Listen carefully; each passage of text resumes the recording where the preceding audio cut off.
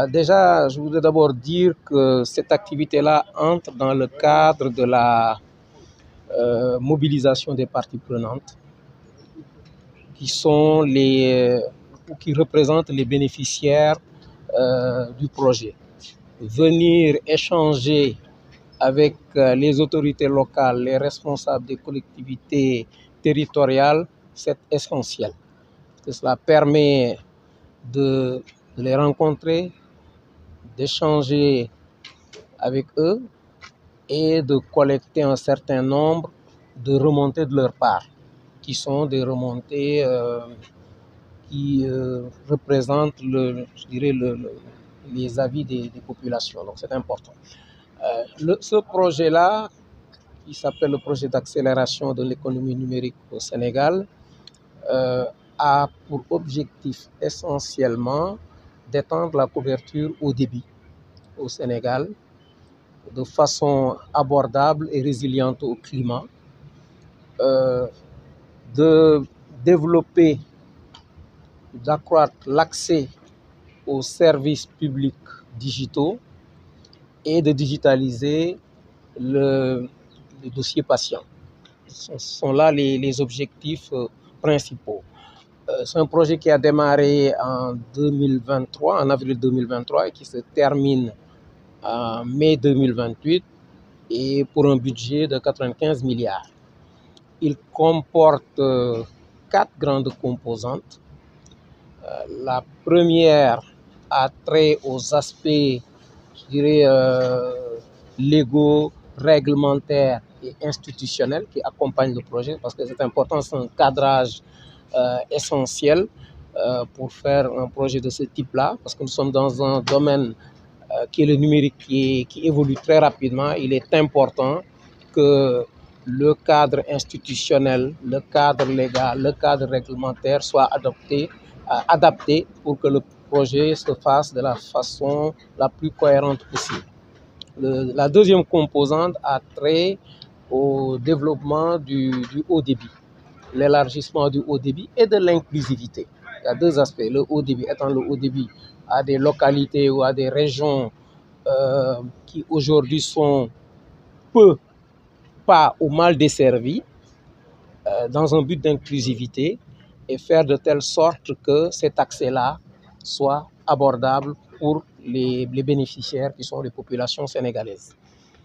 Troisième composante qui s'occupe fondamentalement de la digitalisation des services publics.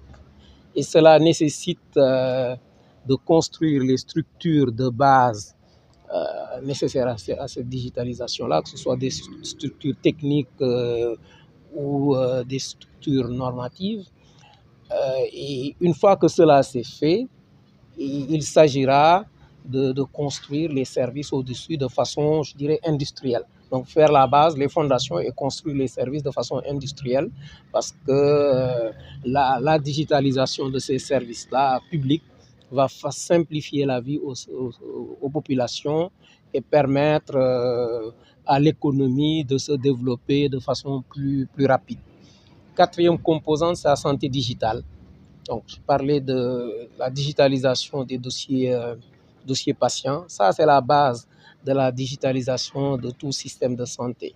Que les professionnels de santé aient la même vue du patient, où qu'il se trouve sur le territoire, et où qu'eux-mêmes se trouvent sur le territoire, qu'ils aient cette même vue-là. Et au-dessus de cela, évidemment, il y a des services à l'intérieur des structures de santé qu'il faut digitaliser, qui nécessitent d'être digitalisés, et cela sera fait. C'est accompagné, évidemment, et tout le programme d'ailleurs est accompagné de formation, d'accompagnement, de conduite du changement, parce que quand on digitalise, on le fait pour les humains. Ceux qui doivent être au centre, c'est les humains. Quand ce sont des services publics, ce sont les citoyens. Les citoyens à titre personnel ou des citoyens qui sont entrepreneurs, qui sont des citoyens qui exercent des services professionnels. C'est à partir de là qu'on digitalise. Donc c'est centré sur l'humain. Et donc l'accompagnement, l'écoute de ces populations-là, ces personnes-là, leur accompagnement, leur formation est indispensable. Si on le fait pas, ben on va droit vers l'échec. Donc dans la santé, évidemment, ce volet-là va exister d'accompagnement, conduite du changement. Et puis l'accompagnement des structures de santé en leur fournissant les équipements nécessaires et la connectivité nécessaire. C'est vraiment ça l'économie du projet, ses objectifs principaux. La partie qui concerne l'environnement est toujours essentielle dans ce genre de projet-là.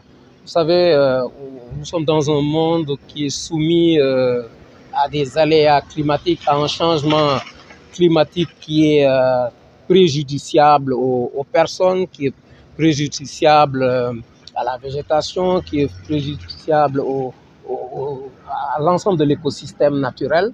Et dans chaque projet de ce type-là, il faut en tenir compte.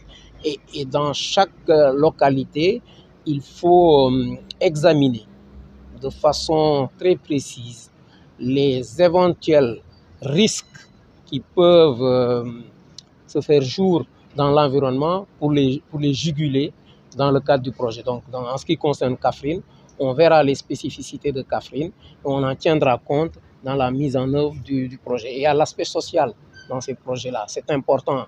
Comme j'ai dit tout à l'heure, on fait ces projets-là pour les humains. On veut que ça soit bénéfique aux humains de bout en bout. Il est essentiel qu'il n'y ait pas de dérive dans le cadre du projet en matière d'interaction avec les populations.